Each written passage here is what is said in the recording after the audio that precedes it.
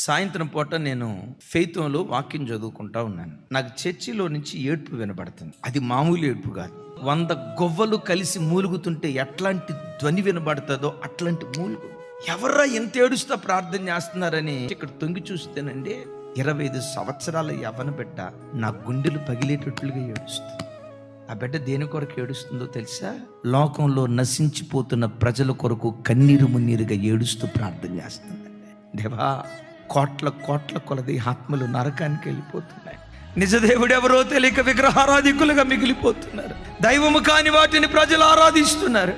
కొంతమంది మీరు నిజదేవుడని ఎరిగినా నామకార్థ స్థితిలో నలిగిపోతూ నామకార్థ క్రైస్తవం ఎక్కువైపోయిందయ్యా. ప్రజలు నరకానికి వెళ్ళకూడదు. ఏడుస్తూ ఆ బిడ్డ అంటది, నరకమంతా ఖాళీ అయిపోవాలయ్యా, పరలోకమంతా ఆత్మల చేత నింపబడాలయ్యా అని అడుగుతుంది. నీ కన్నులు ఆ కన్నీళ్లతో నిండుకొనుగాక.